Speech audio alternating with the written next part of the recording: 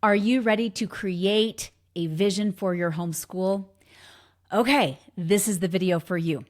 Now, this is our episode or video if you're watching or listening. This is our episode number 3 on our crash course on Homeschooling 101. How do you start homeschooling? You should have already listened or watched episode 1 where we talked about where to find the laws. If you haven't, you can go back and watch that. It's very short. The second episode or video was how to deschool. Y'all, it is a real thing. I didn't think it was. It is.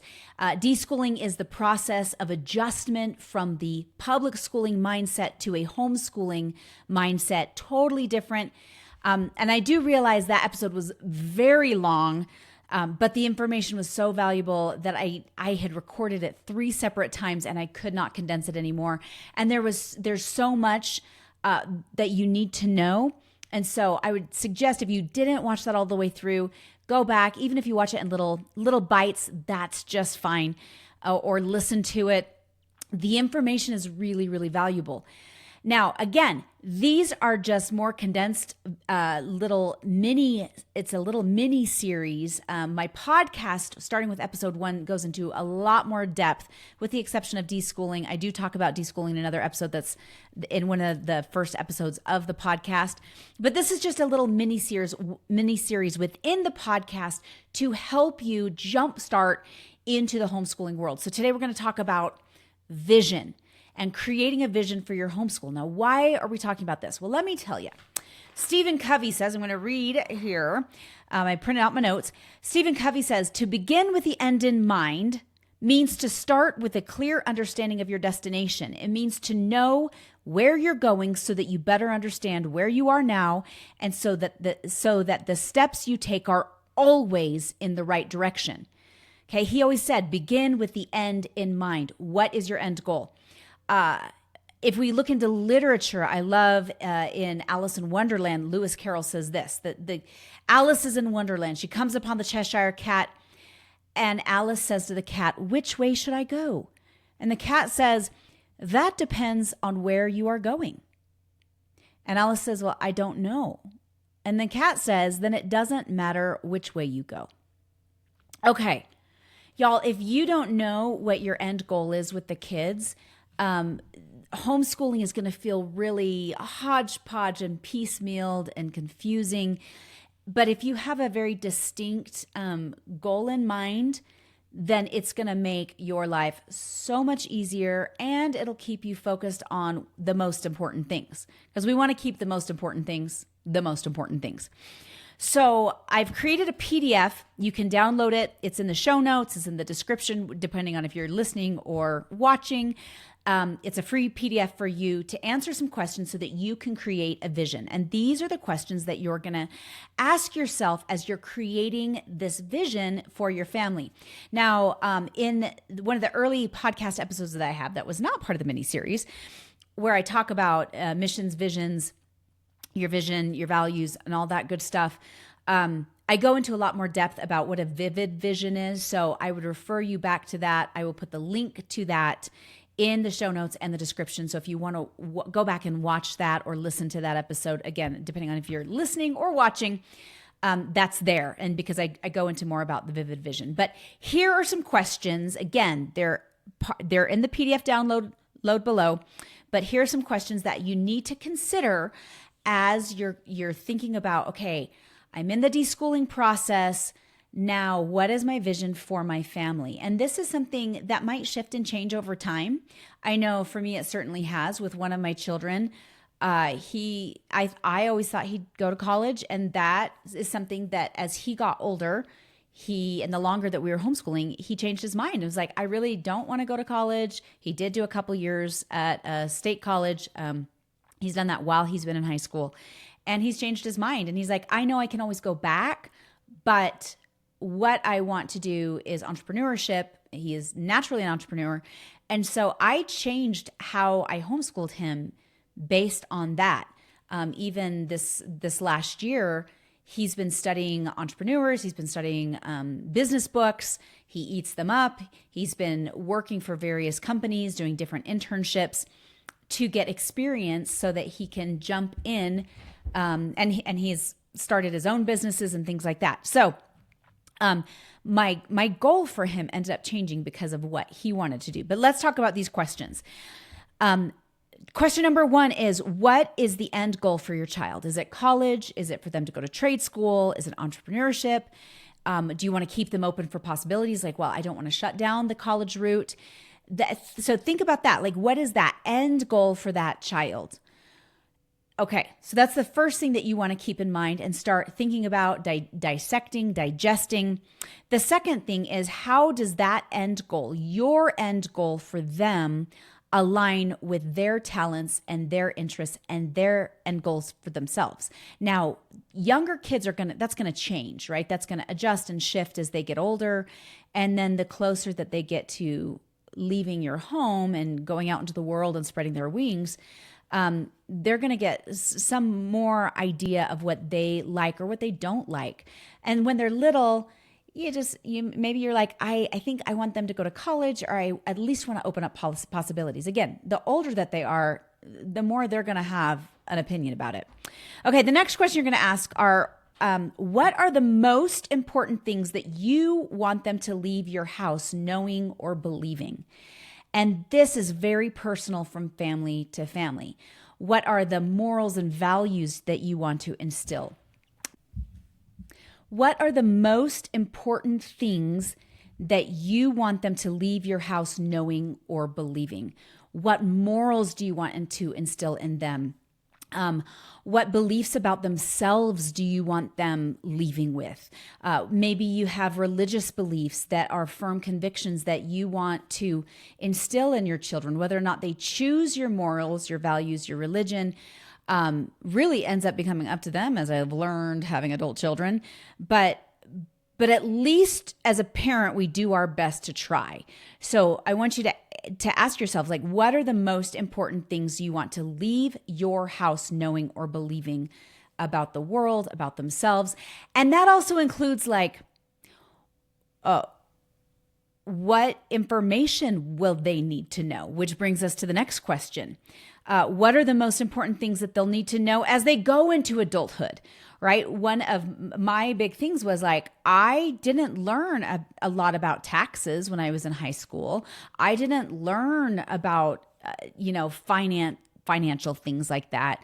And my parents also didn't go over it with me. I wish they would have. So what are important things that they're going to need to know as they go into adulthood? Will they need to learn to cook? Do they need to know how to do their laundry? I was shocked in college at how many people that I knew couldn't do their laundry. Like, I had to show them how to do their laundry. I wasn't homeschooled, but I did come from a family of a lot of kids, and we had to learn really young how to do our own laundry. Okay, so what are the most important things that they're going to need to know as they go into adulthood? So we've got the beliefs and your belief system and what they believe about themselves, but then also, what will they need to know going into adulthood? Okay, next question is, reflecting on your own life, what were the most valuable lessons or classes that helped you into adulthood and your life?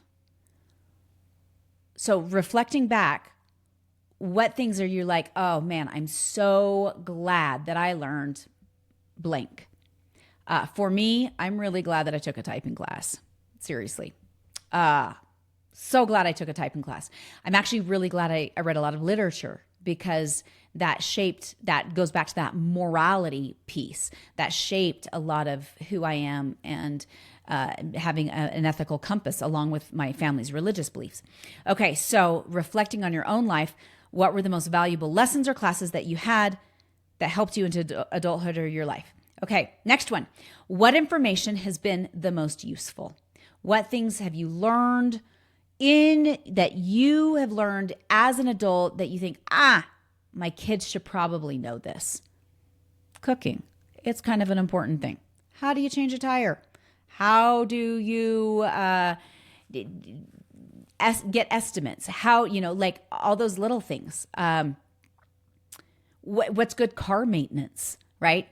What information is useful information that they're going to need? Okay, what were the most memorable moments and your favorite memories growing up? Because maybe I know some of y'all are like, oh, I'm really sad that my children, you have this fear of missing out. Like, oh, my kids are not going to get to go to prom or whatever. Honestly, prom was not that great for me. It was like, I went with one of my friends. He was a nice guy. We had a fun time. It was another dance. But there was other memorable moments, social moments that I'm like, oh, I did do speech and debate, and that was so fun for me. And I do want my kids to be involved in something similar, or involved in theater, or involved in whatever, which in the homeschooling world, we can provide those things. We can find groups. We can, find theater companies and bands and orchestras and sports teams outside of the school system. And a lot of times there's also dances in the homeschooling world. In my state, kids can still attend school dances if they get permission from like the superintendent. So thinking back on your memorable moments that you're worried that your kids will miss out on, you can plan that in your vision with your homeschooling. Are you worried about like graduation? Like, oh, I don't want my kids to miss out on that graduation experience. Guess what? That's okay. You can create a graduation experience for your children if that's something that's really important to you and important to your kids. Again, the older that the kids get, the more buy-in that they get as they move into adulthood. We want them to have say and opinions about things. That's something that we don't see a lot in the public school system. You get a few elective choices, but beyond that, you will take these classes or you don't graduate, right? There's not a lot of choice beyond a few elective classes that they can choose from.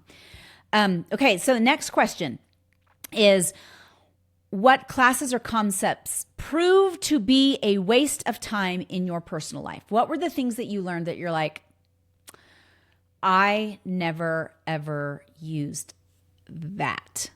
For me, I never used calculus. Not ever. Now, I do have a child, taking into consideration children's interests. I do have a child that has a mathematical brain and he loves math. And so even though I don't and won't utilize calculus, if he so chooses to continue his math onto calculus, then I will support him in that, right? Or if let's say I had a child who wanted to be an engineer and I knew that they would have to have trig to get into those classes, yes, you're gonna plan for that.